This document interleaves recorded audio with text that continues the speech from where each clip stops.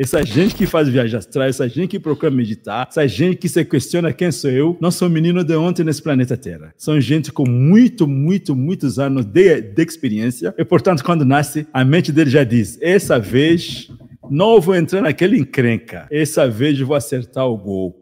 Aí, nesse acertar o gol, que eles começam a ter quem sou eu. E o discernimento agora, Viveka aqui, discernimento, né? É uma das qualidades muito importantes que separa a vida do animal da vida humana. O animal instintivo não tem tempo de acertar certo ou errado. Quer sobreviver. O humano não pode fazer qualquer coisa, não pode comer qualquer coisa, não pode falar qualquer coisa. O Viveka dele, ou a consciência dele, o discernimento dele, vai ter que estar ativo a todo momento para assegurar que o que sai da mente, o que sai na atualização dele é algo bacana. Uma coisa interessante que todo mundo que começa a meditar fala que é difícil. Muitas pessoas dizem, é impossível, eu não consigo. Agora tem que saber que nada que começamos que conseguimos. Quando é pequeno para escrever, é uma dor de cabeça pegar a caneta na mão. Hoje somos ser espertos. Quando trabalhando com computador, a pessoa faz assim, eu consigo até ainda assim. Mas os novos que estão nascendo, já faz um jogo assim. Então qualquer aprendizado, precisa um esforço. Não existe aprendizado fácil. A pessoa fica achando que é meditar, vai fechar os olhos e entrar em samadhi, entrar em superconsciência. Não é assim. É um processo de autoconhecimento. Não tem como a ciência material explicar Deus, porque Deus é o oceano dentro do qual tudo vive, tudo nasce. A consciência divina.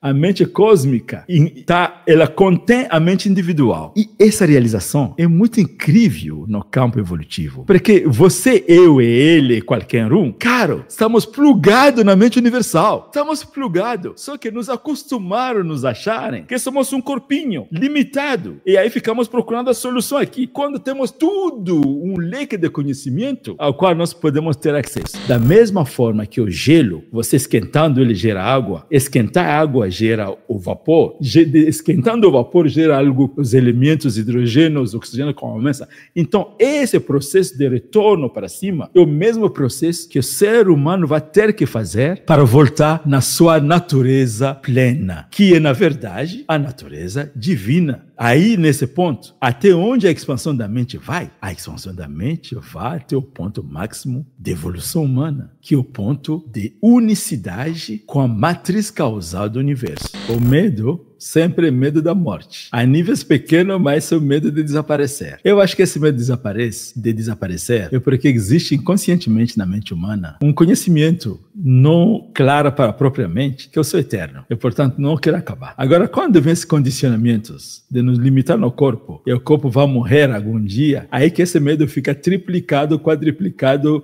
exponencialmente, onde o povo quer se agarrar no corpo de qualquer jeito. O primeiro cara que ensinou os humanos a expandir a mente foi o Shiva. Se podemos falar, qual é a maior contribuição de Shiva no planeta Terra? Foi exatamente essa capacidade dele de ter ajudado seres humanos ordinários e transformar ele em seres humanos extraordinários. Significa uma mente individual limitada no processo da prática tântrica da meditação, que é universal hoje em dia, chegar a ter uma mente divina total. Essa foi a contribuição dele.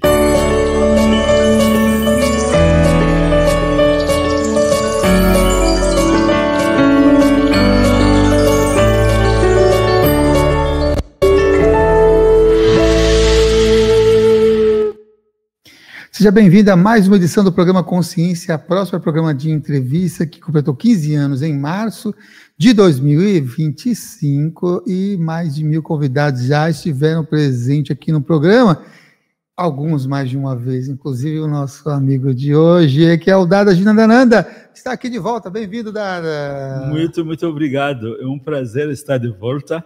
Estou vendo que está mantendo a transição, a tradição, né?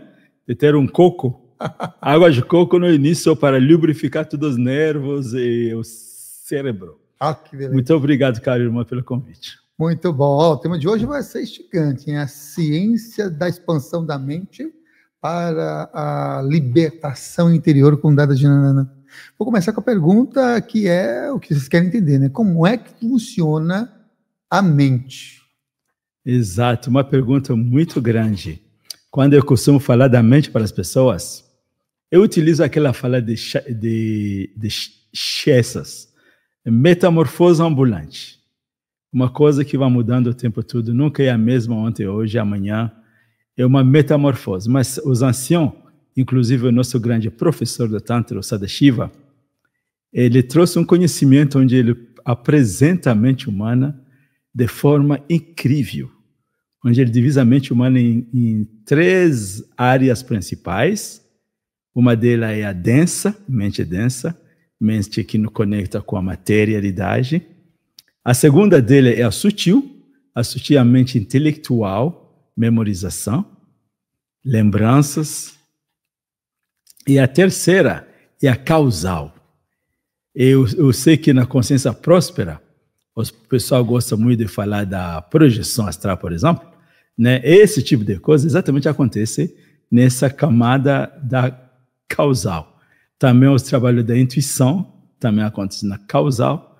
Os trabalhos de pesquisas de arquivos acásticos, por exemplo, também acontecem nessa camada. Então, uma camada que tem 3 níveis. Junto, então, são 5. Esses 5 se encaixam inteiramente na mente cósmica. Se podemos pensar que Deus tem uma mente, aí essa mente dele é dividida também nessas 5 camadas. O 6º e o 7º são as mentes materiais, a dureza física. Então, Shiva explicou isso muito bem, analisou isso muito bem. Eu acho que vamos dar uma conversa bacana nisso, sim. Antes da gente até falar do Shiva, porque eu quero falar de Shiva, porque a gente fala de Shiva, as conexões, de que forma o livre-arbítrio se manifesta numa jornada evolutiva humana? Incrível. O livre-arbítrio, a jornada evolutiva não começa só pelos humanos. Acontece, na verdade, pelo aparecimento da primeira mente. Quando a primeira mente se desenvolve da matéria, ela começa a evoluir. Temos alguns conceitos meio em sânscrito, né? Mas vamos tentar colocar isso. Seria a mente instintiva que aparece na primeira vez. Falamos no Tantra, quem conhece, porque no Brasil hoje em dia tem um monte de espiritualistas, estudiosos, né? Eu acho bom relacionar. Então, a camada do Chitta. Chitta é essa primeira mente que nasce, que forma a estrutura da mente, é onde se recorda as coisas. Por exemplo, você quer se recordar de banana, batata, manga, esse tudo vem na mente, e o Chitta é que pega forma. Mas uma mente com Chitta dominante vai ser naturalmente uma mente instintiva, voltada à sobrevivência. E devido a essa luta da sobrevivência, essa mente começa a desenvolver a artimanha de sobreviver. Basicamente, o intelecto dele começa a se aguçar. Como viver, como escapar de ser pego para alguém te comer, como. A mente vai expandindo aos pouquinho, e pouco a pouco o intelecto extravasa o Chitta. O intelecto, a camada intelectual, fica maior. Essa camada do intelecto é chamado, as pessoas chamam de Buddhi. Buddhi Tattva, a camada intelectual. E quando o Chitta, Aham, a pessoa chama de Aham em algum lugar, né? E aí, esse intelecto também começa a encarar dificuldades, porque ele apareceu. Mas ele não é melhor ainda. Os animais têm, sapo tem um pouco de intelecto, gato tem, cachorros tem, mas eles encaram também, estou lidando com humanos. O negócio é punk, vamos falar, é difícil. Então, eles começam a evoluir a camada intuitiva dele. Nós chamamos isso Mahat na filosofia, e outras pessoas chamam de Bodhi. Bodhi Tattva é a camada da intuição. Essas 3 camadas, no momento que o instinto é dominado pelo intelecto, significa o instinto sendo conduzido pelo intelecto, e o intelecto sendo conduzido pela intuição, aí temos uma mente madura. Somente nesse momento de mente madura que começa o livre-arbítrio. Significa que o ser começa a agir com sua decisão. Então, as camadas anteriores, Chitta, Aham, Mahat, Chitta, Aham, estava ainda involucrado na camada Chitta, Aham cósmico. Estava andando nesse processo evolutivo, mas sem muita determinação. Só está sendo empurrado para cima, pelo processo evolutivo. É interessante essa pergunta, porque o processo evolutivo é um processo ascendente, é um processo da matéria para a luz. E então, portanto, esses seres cuja mente não tem ainda o livre-arbítrio, ficam sendo empurrados pela essa força centrípeta que está empurrando tudo no momento que a mente nasce, a força se torna da matéria à consciência. Agora, quando o livre-arbítrio nasce, no tanto chamamos um pouquinho diferente da ciência. Na ciência, eles dizem partículas, nós falamos partículas cobertura endoplásmicas, que fecham tita. E isso gera a individualização. O sentimento de eu existo, quando essas partículas, essa cobertura endoplásmica se desenvolve, eu agora posso dizer eu quero, eu não quero, eu entendo, não entendo, eu finge que sabe, mesmo quando não sabe, eu finge que não sei quando sei, eu estou agindo. De acordo com isso, o livre-arbítrio começou. Automaticamente, junto com o livre-arbítrio, o lei da coleta, de receber as consequências das ações, a lei do karma, a lei da ação e reação, começa em ação. Antes disso, não tinha lei da ação e reação. Uhum. Nessa perspectiva, qual a importância dessa mente madura atuar nessa percepção da vida com viveka, com discernimento entre os fatos e os artefatos que acontecem na vida? Não está na mente aqui. Tem muita essa questão da dualidade nesse mundo da realidade que a gente vive, né? Sim. É interessante ver que mesmo quando a mente é madura, ainda as pessoas estão sendo empurradas pelos instintos. O instinto, pelo hábito de muitas vidas, de muita tradição dela, de nascer, eles acabam a ter como se fosse uma inércia que abafa bastante o intelecto. A grande maioria, inclusive, já que estamos falando agora no tempo de transição planetária, é interessante ver que a grande maioria da população nem utiliza bem seu intelecto. O intelecto é para lembrar algumas coisas, para comprar alguma coisa, para fazer a roupa, para fazer a comida. Mas quando vem questões que geram um dilema existencial, uma questão onde precisa se posicionar como ser humano, você vê os instintos dominando. Raiva, medo, mágoa, inveja, essas coisas entram no campo, egoísmo, essas coisas entram no campo, reforçando essa atitude da mente individual, da mente humana, do egoísmo que nasce da sobrevivência da espécie. Muitas pessoas vivem assim. Somente quando alguns se tornaram doutores nessa coisa, doutores significa já experimentaram, significa já tiveram várias vidas. Você pode estar seguro. Essa gente que faz viagem astral, essa gente que procura meditar, essa gente que se questiona quem sou eu, não são meninos de ontem nesse planeta Terra. São gente com muitos anos de experiência e, portanto, quando nasce, a mente dele já diz, essa vez não vou entrar naquela encrenca, essa vez vou acertar o gol. Aí, nesse acertar o gol, que eles começam a ter quem sou eu. E o discernimento agora, viveka aqui, discernimento, né? É uma das qualidades muito importantes que separa a vida do animal da vida humana. O animal instintivo não tem tempo de acertar certo e errado. Quer sobreviver. O humano não pode fazer qualquer coisa, não pode comer qualquer coisa, não pode falar qualquer coisa.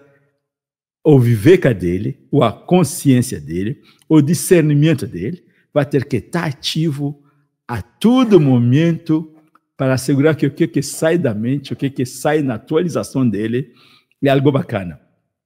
São duas qualidades do Anahata Chakra que assenta a humanidade. Um deles é o Viveka, que é discernimento, e o outro é Vairagya, que é o desapego. Os dois têm que ir juntos. Porque para que serve um discernimento que não é encaminhado? Ou eu sei que fumar não é bom, mas eu fumo, não consigo. Tá bom, tu não consegue, Deus não vai te matar, não por isso. Mas seria bom você saber que não é bom para você e, portanto, se precaver de não fumar para não sair. Então, tem essa fraqueza emocional ainda, mesmo quando o Viveka está ali, os apegos instintivos ainda dominam a mente individual significa o intelecto não se fortaleceu o suficiente para poder dar razões suficientes para a mente tomar decisão apropriada no que ele vai fazer. Agora, quando alguém já está um pouquinho mais maduro, aí tem Vairagya. Vairagya vai dizer para o cara, esse aqui não é bom para você, então não faça, fica longe. E o cara vai achar um jeito de driblar a mente, porque a mente também é um negócio, né? Ela quer alguma coisa, tu não fala não quero e vai aceitar. A mente vai querer, vai achar outro jeito, vai vir para a esquerda, para a direita, para cima, para frente, para tentar. Você tem que articular ela, direcionar ela. Chamamos isso no Tantra, transmutação das pábulas psíquicas. Você conduz a sua mente de tal forma que ela vai junto onde você quer ir. Quando isso acontece, a mente humana se torna seu servidor. Você não é mais o servidor dos instintos. Você agora se torna o cara que conduz a mente e nisso, como se diz, as oportunidades da vida ficam mais ainda, porque, na verdade, essa mente intelectual que é assim, ela está na beirada do causal. Causal que é aquela mente enorme. E, portanto, a possibilidade de expansão e de êxito nas coisas que faz, porque na causal tudo já está lá. Você não inventa nada. Então, só conectar linhas mentes e ir pegar e devolver e fazer essa caminhada. Então, cara, é isso. Então, Viveka e Vairagya são essencial. Agora, para Viveka e Vairagya funcionarem, a intuição vai funcionar, mas geralmente a intuição, ela funciona o tempo todo, só que nós não escutamos. O intelecto tem que estar liberado de dogmas, das amarras, que vão encrencar o processo do intelecto ser escutado e manifestado. Muitas pessoas, quando vê essa temática da expansão da mente, transformação interior, vão em busca de meditação e de práticas para se estar mais presente. Por que é tão difícil viver no presente, né? É tão difícil assim para a maioria das pessoas, e como é que esse estar no presente também se relaciona com algo que está pegando mundialmente, que é a questão de ansiedade, depressão e o estresse. Como é que se relaciona também isso, né?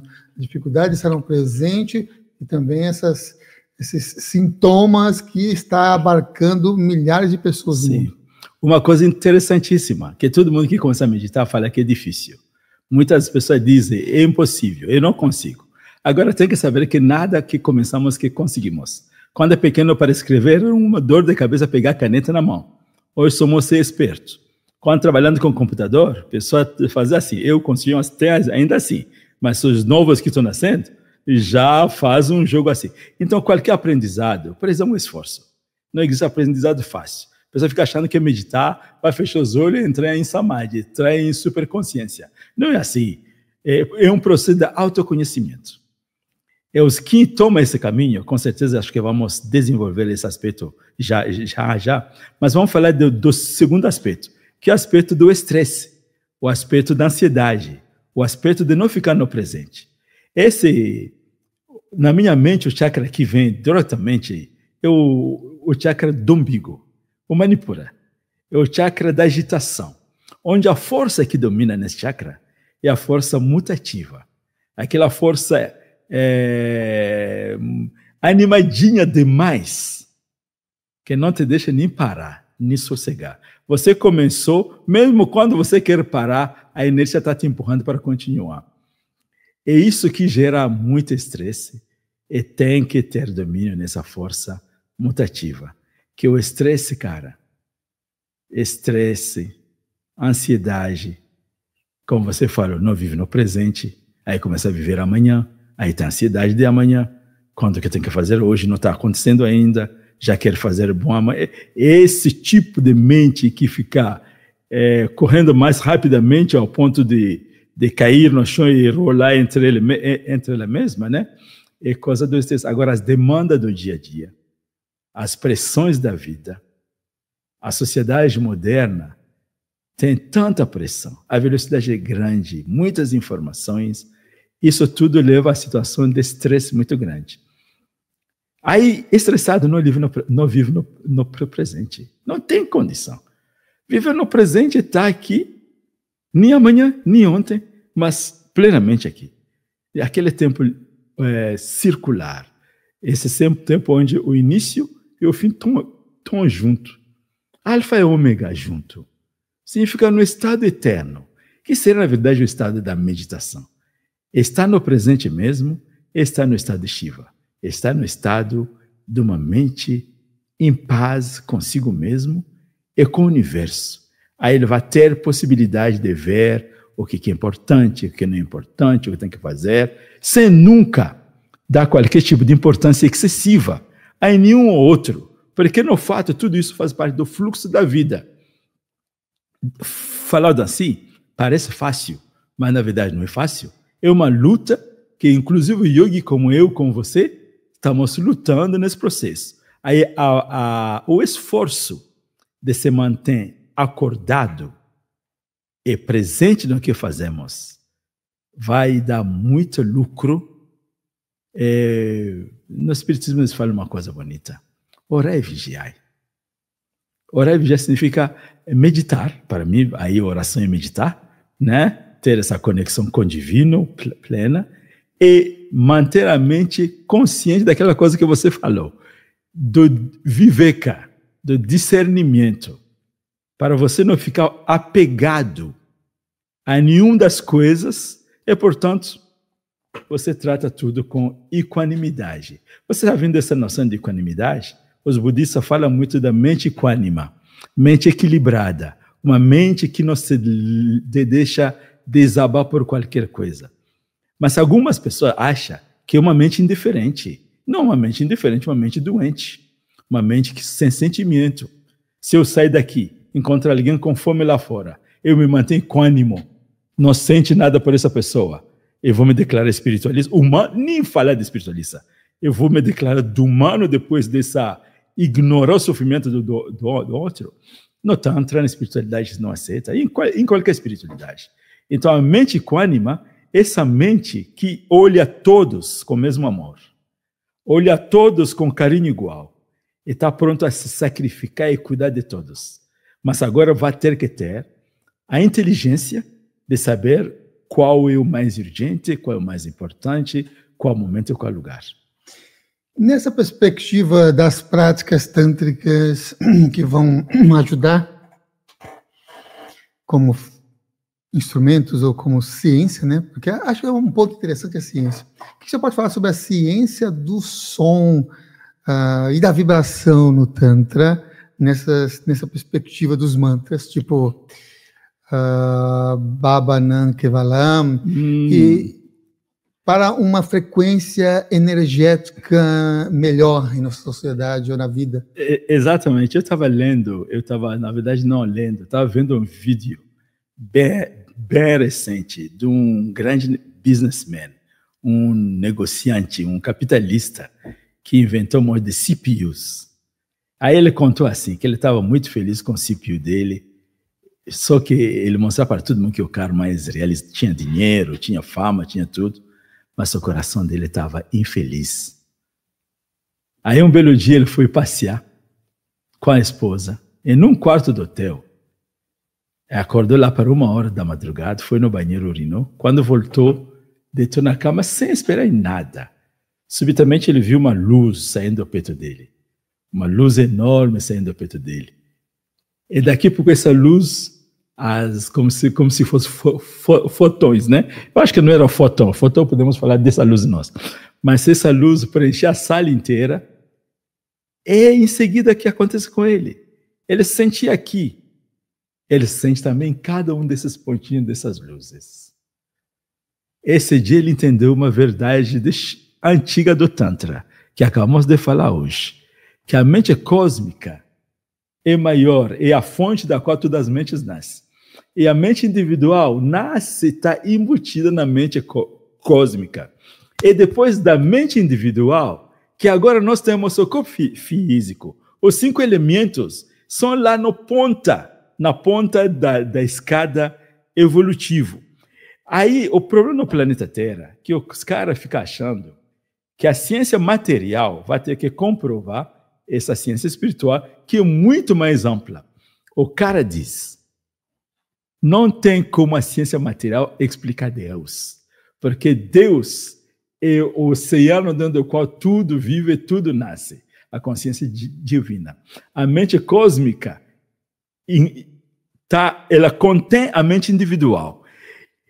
E essa realização é muito incrível no campo evolutivo, porque você, eu e ele, qualquer um, cara, estamos plugados na mente universal. Estamos plugados, só que nos acostumaram a nos acharem que somos um corpinho limitado.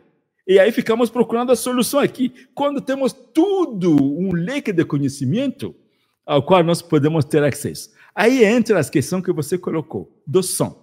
A ciência do som, a ciência das vibrações. O processo da criação inteira do universo, o processo inteiro da criação, é nada mais que um processo de densificação das ondas, da consciência que pura, linhas infinitas, aí pouco a pouco começa a ter curvaturas, até chegar na matéria, onde as curvaturas ficam máxima, aí temos a impressão de fisicalidade, que é nada mais que uma situação de superimposição de ondas, que dá a impressão do corpo duro, o denso. Essa é a onda. Então, o processo de viver no presente, o processo de expansão da consciência, falado bem simplesmente, é o processo de sair dessas ondas sistáltico, entra nas ondas menos sistáltico, e até que um dia chega na onda reta, que é a linha reta, que é o estado de Samadhi, que você sabe, os caras, quando alguém está no hospital, para medir se está vivo ou não, eles vejam qual tipo de onda sai do cérebro dele. Quando uma linha reta, a pessoa não está ali mais. Essa linha reta, para o corpo físico, é interessante, mas para a mente, uma mente com linha reta é uma mente sem curvas, uma mente sem bifurcações, uma mente totalmente em harmonia com as forças da criação do universo. E, portanto, caro, a ciência das ondas, então, é como modificar essas ondas. Aí você vai lembrar na Bíblia, em algum lugar, eles falam, no início era o verbo, e o verbo era Deus. No Tantra, o som da criação, a Uma, né? O som a Uma, o som do início da criação do universo, que gera, finalmente, depois vai se transmutando nessa coisa toda, também é origem. Então, a ciência do mantra não poderia pegar nenhuma outra ferramenta que a ciência do som. Porque no mundo objetivo ao qual os humanos têm contato, nós temos o mundo das ondas do som, onda do som sonora, que é o éter, onda de ondas táctil, que é o ar, o mundo das ondas da visão, que é o fogo luminoso, o mundo das ondas do paladar, que são os líquidos, e o mundo das ondas do olfato, de cheiro, né? Que são físicos. Entre esses 5 ondas materiais, o som é o mais sutil. Então, nada mais que utilizar o som para recuperar. E dentro do som tem toda a totalidade das outras ondas embutidas. Então, se você vê o ser humano pode ser visto como uma onda, pode ser visto como uma ponta de luz, pode ser visto como uma assinatura acústica. E quando você conhece a assinatura acústica de um ser humano, você consegue agora ajudar esse ser humano a modificar e transmutar a sua natureza, transmutando a sua natureza acústica, a sua onda sonora. No Tantra chamamos Bija Mantras. Os Bija Mantras são as raízes sementes que você fala, inclusive, quando eu converso com meus irmãos espíritas, pois os meus irmãos espíritas, eles falam dos mentores, né? Eu adoeci e muitos deles me ajudaram muito estou conseguindo falar aqui porque muitos desses seres de outro plano me ajudam. Eles precisam só te conhecer uma vez. E capta sua assinatura energética. Em qualquer lugar que você esteja nesse planeta, eles te acham pela sua assinatura energética. É tão fácil explicar assim pelos nossos irmãos espíritas. Agora, para nossos irmãos que são cientistas, materialistas, ou de visão filosófica que não chega nesse campo, eu acho que é bom entender que o mundo material é uma densificação de onda. Da mesma forma que o gelo, você esquentando ele gera água, esquentar a água gera o vapor, esquentando o vapor gera algo, os elementos hidrogênio, oxigênio começam. Então, esse processo de retorno para cima é o mesmo processo que o ser humano vai ter que fazer para voltar na sua natureza plena, que é, na verdade, a natureza divina. Aí, nesse ponto, até onde a expansão da mente vai? A expansão da mente vai até o ponto máximo de evolução humana, que é o ponto de unicidade com a matriz causal do universo. E esse processo é o mesmo processo que é levado no processo de adquirir conhecimento. A faculdade cognitiva, a faculdade de ter conhecimento começa no material, através de reflexão e refração das ondas. Quando entra no campo psíquico, no sutil, através de lembrança, de memórias. Quando entra no causal, aí acaba começando a ter experiências vividas, onde o experienciador ou o experienciado começa, se não tem viveka, eu estou usando essa palavra porque você já abriu ela, né? Viveka, o vairagya, o discernimento, não tem vairagya para desapegar de forma que encontra, a pessoa vai cada vez mais penetrando o âmago da consciência universal até um belo dia chegar no centro do cosmos, que é o centro da matriz causal do universo, que algumas pessoas chamam a fonte criadora, ou, na linguagem mais simples, é Deus. Então a expansão humana tem por esse objetivo, que Sócrates, que Krishnamurti, que todos os filósofos falam, conheça a si mesmo. Conheça a si mesmo.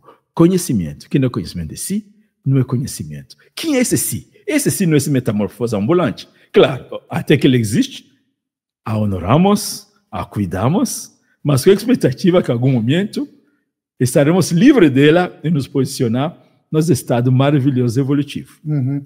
Você citou, né, essa concepção de que nós vivemos, até por condicionamento, condicionados em um corpo limitado e uma percepção também de vida, de planos de existências um tanto quanto restrito. E que o caminho, o direcionamento de um caminho tântrico é de retorno a essa fonte ou a percepção de que nós somos parte dessa fonte e ela integra tudo o que existe. E aí, mais por uma perspectiva próxima desses 5 sentidos e desses elementos que a gente está mais acostumado, tem uma questão que pega bastante, que é a questão do medo, e especialmente o medo da morte, já que estamos falando de um negócio chamado de transcendência. E como é que o medo da morte ele atua como um grande obstáculo dessa expansão da mente na perspectiva do Tantra, e como é que se propõe, inclusive, a superar esse medo da morte e ir para esses outros planos de existência? Exatamente. O medo sempre é medo da morte. A níveis pequenos, mas é o medo de desaparecer. Eu acho que esse medo de desaparecer é porque existe inconscientemente na mente humana um conhecimento não claro para a própria mente, que eu sou eterno. E, portanto, não quero acabar. Agora, quando vem esses condicionamentos de nos limitar no corpo, e o corpo vai morrer algum dia, aí que esse medo fica triplicado, quadriplicado exponencialmente, onde o povo quer se agarrar no corpo de qualquer jeito. Agora, o Shiva, quando ele começou o Tantra, ele ensinou uma dança que nós fazemos no Tantra. Ele é chamada dança da Tandava. É uma dança exatamente que os tântricos fazem faz assim e pula e faz aqueles movimentos todos, né? Para exatamente vencer o medo da morte. E quando, antes de ir no campo de batalha, né, eles dançavam e faziam isso. Aí o campo de batalha, na época, era uma dança, era batalha física mesmo, onde os arianos tentavam se impor no povo local da Índia. Mas hoje em dia, estamos num campo de batalha maior ainda. Nessa transição planetária, tem todo tipo de imposição. Se você fala, alguns não vão gostar de você. Se você não fala, outros não vão gostar de você. Aí o que fazer? Ficar quieto, não falar. Aí é esse momento, nessa luta individual, que é o processo de autoconhecimento tem que levar a pessoa de viver de forma íntegra, de acordo com seu dentro, de acordo com sua independência. E aí a luta começa aí. Até que a pessoa tem medo ou precisa de aplausos externos, de reconhecimento externos. Essa mente é vendida. Nunca vai sair do medo. A saída do medo eu vi no meu processo evolutivo mesmo, vamos falar isso aqui. No meu processo evolutivo eu vejo o medo vai desaparecendo cada vez mais que você assume a si mesmo. Esse assumir a si mesmo não é esse assumir egoico, eu me assumo. Não, esse reconhecimento das suas fortalezas, das suas fraquezas, e ir amenizando para os dois ser seu instrumento de crescimento. Harmonizar o positivo e o negativo dentro de si. E nesse processo, não tem verdade maior que o que você está vivendo. O que os outros acham, e falam, e querem, é eles que façam. Se o que eles acham, querem, e você acha que isso me interessa, eu vou junto. Mas a independência, aí o meu mestre explica independência como depender de dentro do seu eu. E esse eu que é? Quem sou eu? Aí me lembro outra vez, estávamos falando, eu vi um monte de foto aqui dos yogis da Índia, e tinha o Ramana Maharishi, o grande Ramana Maharishi, cujo pergunta um Jnana Yogi, quem sou eu? Quem sou eu? E fazia essas perguntas até que o ser humano realiza, Tat Twam Asi. Eu sou esta consciência infinita. Eu não sou um corpo, eu não sou uma mente, eu sou Sat Chid Ananda. Eu sou uma consciência infinita, bem-aventurada, sem nenhum tipo de limitação ou de tipo de distorção. Até não chegou, no processo de chegar a essa realização, a mente se firma. Eu vou te contar uma coisa, que às vezes, a mente expandida dessa forma, você se acha o tudo. Na verdade, não se acha, sente o tudo. Aí que tem que vir também a sabedoria de saber que o mundo existe ainda. Mas nessa visão, o que tem que ser dito e feito vai ter que ser dito e feito, independente das consequências que vão vir. Não é viver estupidamente, porque tem que ter também inteligência. Se você quer participar, por exemplo, na evolução de um país inteiro, e você começar a falar coisas que vão te matar no primeiro dia, você é um suicida. Você não fez o seu papel. Então você tem que planejar como você vai levar esse conhecimento à maturação para que o povo consiga ser beneficiado e você mesmo ser beneficiado. Eu estou falando assim, autoconhecimento. O processo de autoconhecimento vence isso. Eu tive uma experiência durante esse tempo que adoeci, na última vez que eu veio para você, você lembra, né? Eu tive uma experiência assim, de dialogar bastante com seres não corporeais. Eu vou te contar. Primeiro, eles não julgam ninguém. Não tem julgamento. O negócio deles é te apoiar no que é possível apoiar. Como eles dizem, no que é permitido pelo Pai Supremo. Mas nesse trânsito da Terra e de lá, da Terra e daqui, a minha mente acabou me dizendo, Deus, é você que manda. Se você me quer aqui, eu continuo fazendo meu papel aqui. Se você me quer do outro lado, aí também estarei pronto para fazer meu papel ali. E nesse momento, essa coisa que é chamada morte perde totalmente valor. Porque a mente realiza o contínuo da vida, o contínuo da existência, que na verdade nunca morre e nunca nasce. tudo que fazemos. Hoje de manhã, antes de vir para cá, eu troquei minha roupa, coloquei isso aqui. Estava cozinhando com roupa azul hoje. Para vir para cá, teve que colocar uma roupa que parece com um monge. Assim, para sair de lá, para vir para cá, aí vai ter que pegar uma roupa que é chamada corpo humano, que vai ser fabricado por um pai e uma mãe. Aí eu entro ali dentro. E aí começa a evoluir. Aí o dia que tem que sair, não quero sair. Como assim? Tu veio um dia, tu vai sair. É a lei do universo. Quem chegou, você vai. Quem se foi, volta. Então, vamos viver a vida plenamente como ele se apresenta. O medo da morte, francamente falando, pessoas materialistas nunca vão se livrar dele. As pessoas vão ter que ter esse cunho de entender a vida na sua amplitude maior. Que nós somos viajantes cósmicos. Hoje no planeta Terra, ontem outras galáxias, outros planetas, e amanhã, quem sabe, hoje no Brasil, pode ser ontem na América, outro dia na China, outro dia na Índia. Para esse cidadão planetário, para hoje falarmos da espiritualidade, com certeza já tivemos muita desexperiência e tudo são relativas. Algumas experiências que eu vi na minha vida, né, é ficar encontrando pessoas que quando eu vejo, eu me falo, eu conheço essa pessoa. Aí começa a girar a minha memória, né, para lembrar ontem. Aí lembro uma pessoa, aí coloca os rostos juntos, não, esse aqui é do Rio de Janeiro, não é esse. Aí finalmente, eu sou meio estúpido, eu vou para a pessoa, eu te conheço, não é? Onde que nos encontramos? Não, eu nunca te vi, não nos encontramos, mas eu também sinto que já nos vimos. É assim que você começa a encontrar a pessoa que foi sua mãe, seu pai, sua esposa, seu irmão, seu amigo. Cara, a vida é uma maravilha, mas em tudo isso, autoconhecimento é o fio da meada para se libertar de todos os medos. Nessa perspectiva dos encontros, né, com outras pessoas, de reconhecer ou não reconhecer, de lembrar ou não lembrar, quais são as malandragens que o universo, ou Deus, pronto utiliza para esquecer a nossa essência divina, as nossas outras atuações, e qual é o propósito desse esquecimento? Com esse adoecimento, eu me lembrei de uma coisa, porque eu entendi por que adoeci. Foi uma ação muito antiga que fiz, que precisou ser recuperada nessa vida. Aí o que acontece? As coisas pesadas que nós fizemos na vida passada, porque hoje somos espiritualistas, né? Gente boa, não é? Agora, vidas passadas, só Deus sabe o que nós fomos, né?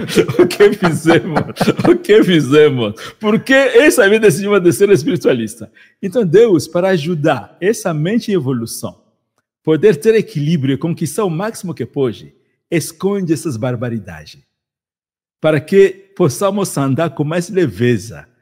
Senão, se você anda com pesadelo na cabeça, com culpa na cabeça, aí você estraga até hoje. Você volta àquela coisa que você falou. Estresse, ansiedade, medo de amanhã. Então, eu acho que é uma benevolência de Deus que Ele esconde. Mas, graças a Deus, eu estou vendo também que, na medida que avançamos, Ele vai abrindo as cortinhas dele, sabe? Essas cortinhas que ficam tampando as coisas, né? Começa a se abrir, você começa a ver 1, 2, 3. E quando você tem amigos do outro lado, você conversa, né? Eu já conversei com montes, né? Eles me contando. Eu notei uma coisa. Nunca me fala algo que fiz errado. Me fala quando já estou capaz de aguentar. Todas as notícias das pessoas que falaram para mim foram positivas e foram notícias que eu facilmente administrava e aceitava sem gerar dor de cabeça. Então, a administração de quanto abre as memórias akáshicas para as pessoas, eu acho essencial. Eu acho tolo um ser humano achar que ele tem direito de entrar nas memórias akáshicas e começar a pegar tudo que pega lá, porque a mente pode levar uma confusão. E na memória akáshica, aliás, falando de memórias akáshicas, né, é bom dizer que essas memórias akáshicas são nada mais que dentro da sua própria mente.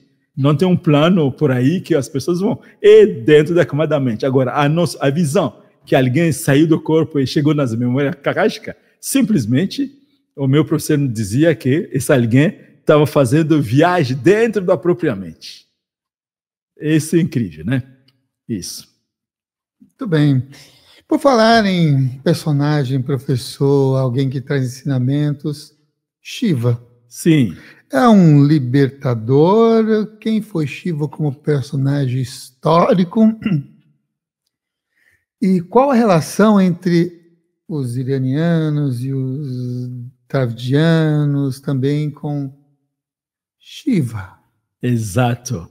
O Shiva, cara, Shiva é o pai do planeta Terra, se podemos falar. Se podemos dizer que o planeta Terra tem um pai, foi o Shiva. Então, Shiva vem. Aí, de onde que ele veio, realmente, temos que perguntar para os caras. Porque pelo o nível de educação do povo do planeta Terra, não tinha condição de um cara como Shiva aparecer entre eles. Então, esse cara eu considero um visitante que veio amando o planeta Terra, amando os humanos, e se deu a responsabilidade de ajudar na sua evolução, assim como veio outros, Jesus, Buda, Anandamurti. Podemos fazer uma lista de um monte de gente que vieram para ajudar no processo evolutivo. Mas Shiva quem é? Eu vou dizer primeiramente que Shiva é um revolucionário. É um cara que veio transmutar as pábulas, a natureza psíquica e física dos humanos para alavancar sua pábula psíquica em pontos cada mais elevados.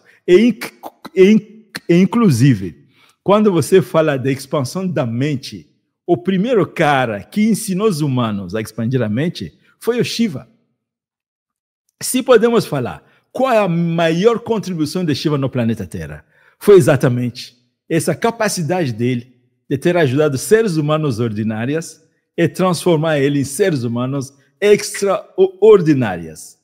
Significa uma mente individual limitada no processo da prática tântrica, da meditação, que é universal hoje em dia, chegar a ter uma mente divina total. Essa foi a contribuição dele. Agora, quando ele nasce, essa questão dos dravidianos, dos arianos, dos mongóis, dos óstricos, que é o povo local da Índia, os arianos vêm do sul da Rússia. Do sul da Rússia eles descem, procurando terra mais ameno, clima mais ameno, que produz. Quando chega na Índia, eles acharam, aqui tudo que joga na terra cresce. Me lembro que no Brasil também as pessoas falavam assim, né? Que foi falar para os italianos de vir para o Brasil, porque que o dinheiro crescia nas árvores. Joga a semente da árvore, dinheiro vai brotar. Na Índia também foi a mesma coisa. É por isso que ele é chamado Bharat Varsa. Bharat Varsa é aquela terra, aquela porção de terra que dá nutriente a todos que ali vivem. Quando os arianos chegam lá na Índia, eles passam pela região da Pérsia, aí eles encontram aquelas práticas de adoração do fogo, né? Como chama a religião lá da Pérsia? E tem um fogo no centro enorme. Zoroastrianismo. Zoroastrianismo, né? A razão principal, quando eles descem da Rússia, encontram aqueles países com um monte de campo, de gás que saindo da terra e gera fogo. Aí eles começaram a pensar, esse fogo vem de onde? Só Deus que está fazendo isso. Aí eles começaram a cultuar o fogo.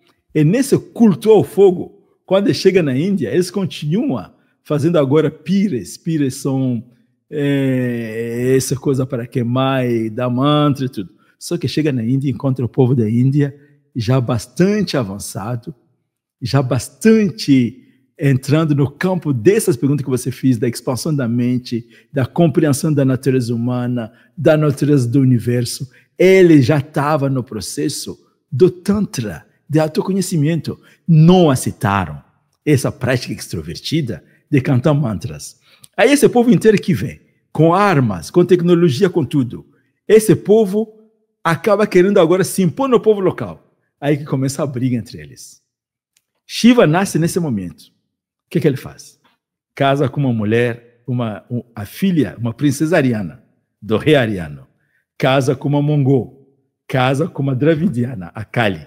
Então a Kali, a Parvati e a Durga. Ganga. A Ganga mongol. Esses Durga, esses nomes todos são nomes que querem falar a esposa dele. E com as três, Shiva declara que quem é do meu amigo que acredita em mim, que acha que o que nós estamos falando são bom, por favor, não brigamos mais entre nós. Então ele usou o casamento, na verdade, para unir os povos. Mas não deu. Os arianos, cara, eles queriam dominar de qualquer jeito. É aí que começou todo tipo de briga. Quando eu falo disso, às vezes fica emocionado, porque eu me lembro da parte onde Parvati soube que o pai dele, que é o rei ariano, estava organizando uma festa, e não invitou Shiva, não convidou o Shiva. Aí ela se incomodou muito com isso, ele falou para Shiva, ô Shiva, meu pai está fazendo isso e não te convidou. Shiva falou, não se preocupa com isso. Mas ela não aceitou como filha.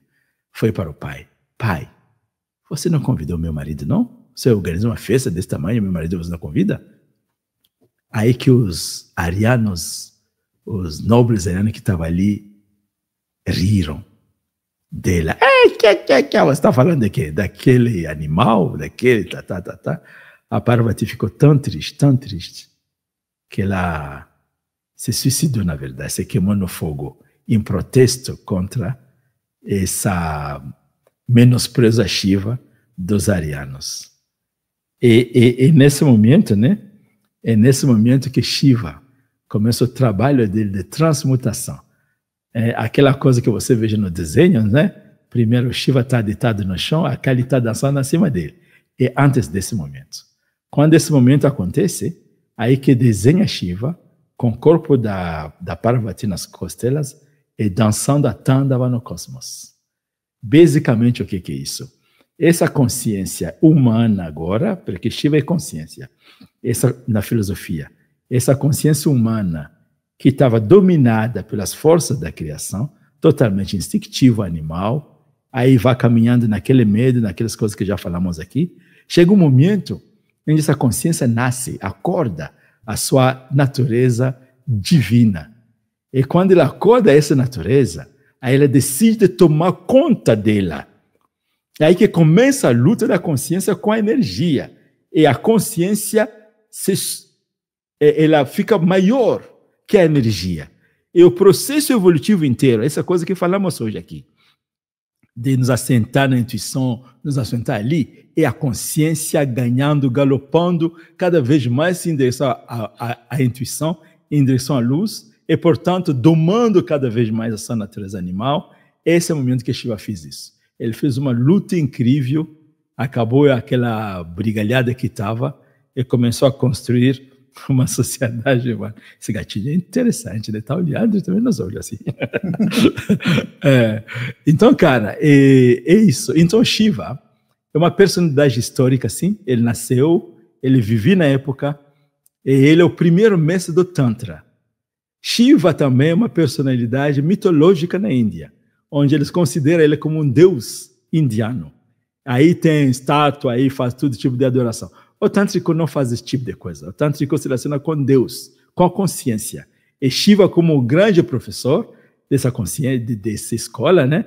Ele é reconhecido por seu valor de guru do Tantra. Um guru significa um espelho. Alguém que já foi lá e está te mostrando como você pode ir até lá, né?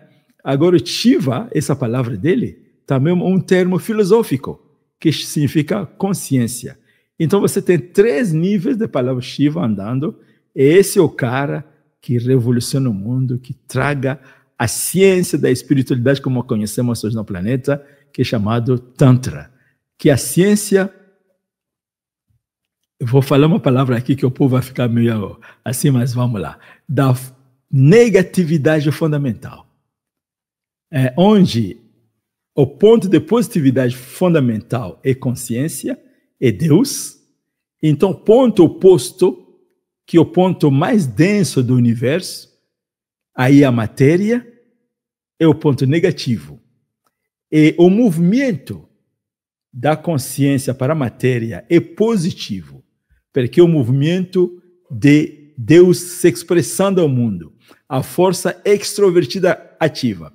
Agora, quando chega lá na base, esse mesmo movimento muda de direção, aí ele se torna um movimento negativo, no sentido que, se esse é positivo, esse é negativo. Então, a ciência da negatividade fundamental, a Kula Kundalini, que a força da negatividade fundamental agora ganha ímpeto para levantar-se. Por que é negativa? Porque ele vai lutar contra essa força de densificação.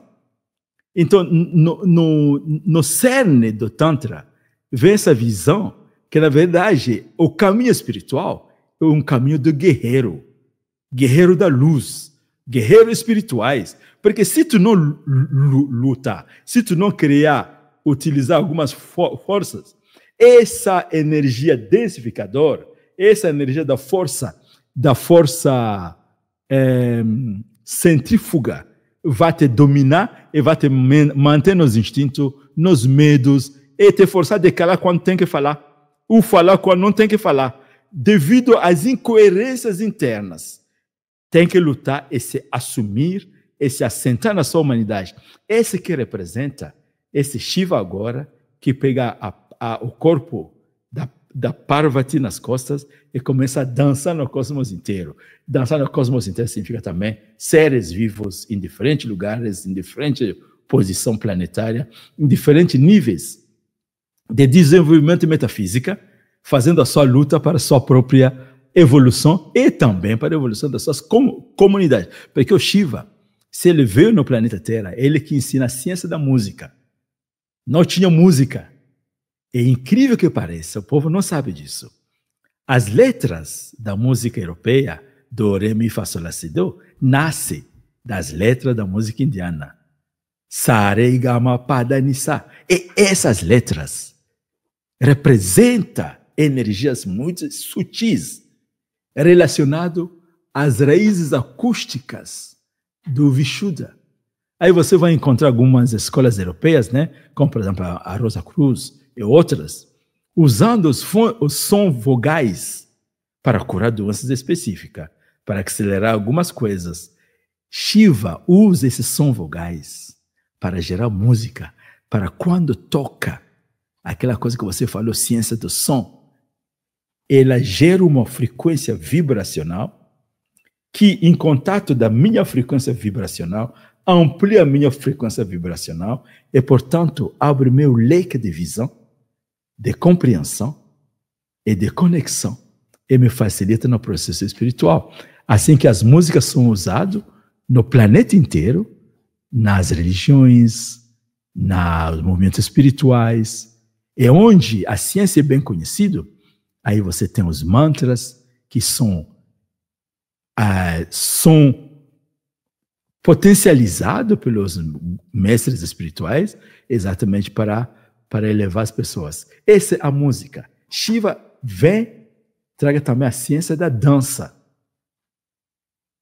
Com a dança, a coordenação. Quando você é, além disso, a ciência da percussão e do ritmo. A dança não é qualquer movimento do corpo que é dança. A dança tem que afetar algumas glândulas, para afetar alguns hormônios. Esses hormônios que são secretados vão ajudar na elevação psíquica do ser humano. A dança é uma coisa fantástica. Por exemplo, a esposa dele, a Parvati.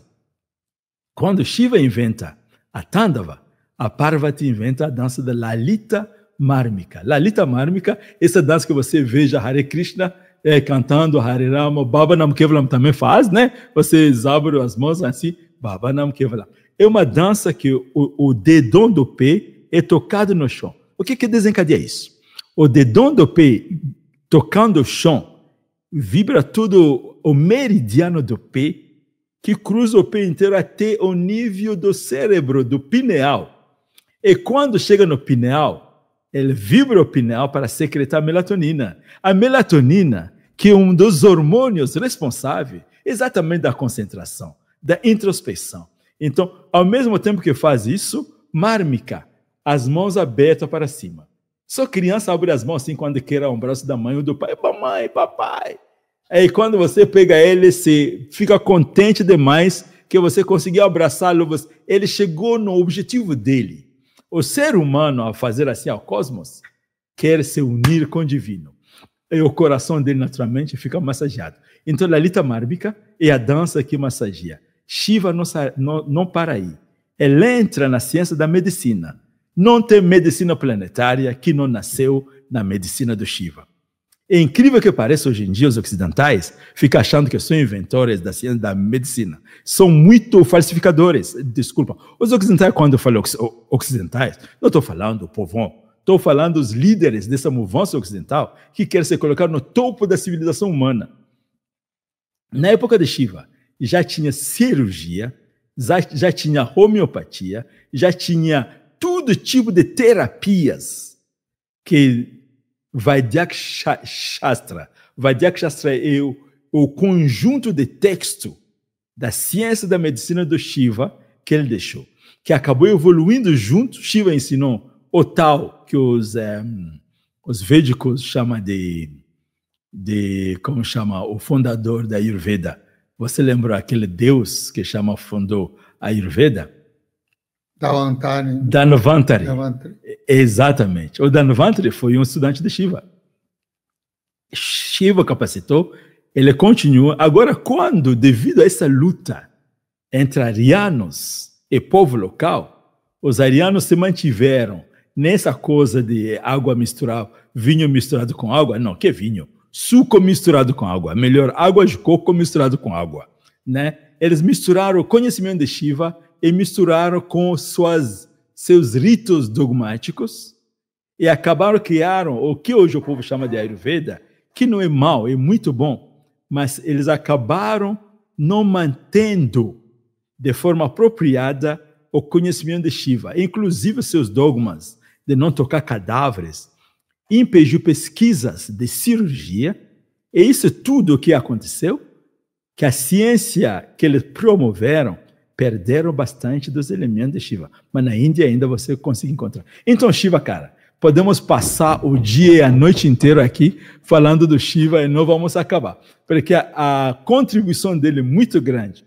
Mas a maior, como falamos, é na expansão da mente individual, onde seres humanos ordinários se tornaram seres humanos extraordinários. E nesse ponto, só para finalizar essa fala, porque estou vendo que o tempo está correndo muito, quando encontrei com meu mestre na Índia, ele me fez uma pergunta assim: filho, você quer ser um ser humano ordinário ou um ser humano extraordinário? Aí respondi rapidamente: quer ser um ser humano extraordinário. Em seguida, mas filho, você quer ser um ser humano extraordinário ou um ser humano super extraordinário? Essa é a missão da ciência da espiritualidade. Pegar um ser humano ordinário ou levar um ser humano extraordinário. E em seguida levar ele a um ser humano super extraordinário. Essa é a missão dos seres vivos. Os humanos entre os seres vivos que têm consciência disso devem abraçar essa missão. Porque somente abraçando isso que vão realizar a conexão da vida com os animais, com as plantas, morenos, brancos, amarelos, verdes, azul, tudo essa coisa. É criar uma planeta humana de muita luz, de muita alegria, paz e crescimento mental contínuo. Maravilha! E se você quer mais informações aqui com Dada de Nandananda, olha aqui, ó, ele tem um Instagram, ó, Dada de Nandananda tem aqui um Instagram que você pode acessar e por lá encontrar vários links de conexão. Você tinha que colocar também um da escola, é isso? Que era da escola? Sim, exatamente. Qual é da escola? Nessa luta da escola agora. Também da escola? Quando que é da luta? Qual é o site? A creche Novo Amanhecer. Creche Novo Amanhecer. A gente fez, inclusive, aqui um episódio especial, procura também aqui no Consciência Próspera, as creches Novo Amanhecer, que fica no estado da Bahia, naquela região de Maraú, e Algodões, que é uma incisão exatamente do mesmo trabalho de Shiva, de contribuir ao desenvolvimento integral de todos. Maravilha, ó. Se informa aqui nesse Instagram, aqui, ó, Dada de Nanananda, tem que ver direitinho, porque tem bastante Nandanana, no N-A, né? Então digita direitinho. Mas se colocar Dada de Nanana, já vai aparecer já, isso. Aqui já o perfil lá no Instagram. J-I-N-A. J-I-N-A. Aí você já consegue já acessar aqui o link direto para a página. E está na descrição também, tá? Na descrição você encontra também. Clica lá que é o link direto. Como a gente sempre faz, fala para você assim, olha, gostou? Se ficou até que gostou, né? Então curta, compartilhe com outras pessoas também. Se informe também sobre o Clube Consciência, onde você tem bastante informações de conteúdos que são transmitidos aqui pela TV Consciência Próspera, pelo WhatsApp, aí você vai ter lá as novidades, quando surge próximos episódios, qual o tema. Então, tem várias interatividades. Então, para quem está no clube, está gostando das novidades? Isso mesmo, a gente está até fazendo conexões assim das pessoas fazerem as perguntas para os convidados dos programas que são gravados também. Então, já se inscreva aí. O link também está aqui na descrição. Super agradeço a vocês. Te espero num próximo episódio, num próximo momento.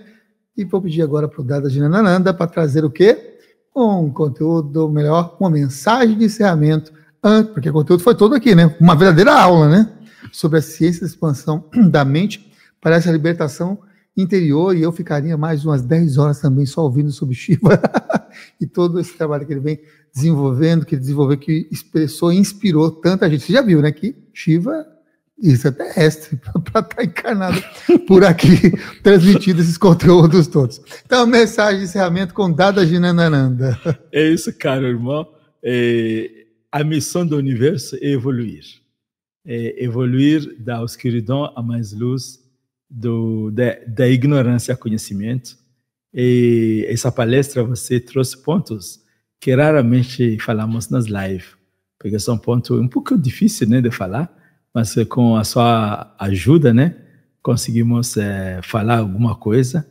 Espero que o povo se encoraje realmente a fazer essa caminhada de autoconhecimento, porque o grande obstáculo de evolução do planeta Terra hoje é a ignorância.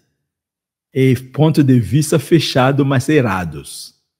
No campo econômico, no campo político, no campo das religiões, o ser humano é obrigado a se adequar com isso, por falta de autoconhecimento, por falta de peito, por falta de compreensão. Então, é necessário que haja mais gente expandindo as suas mentes para que realmente possamos ajudar a todos.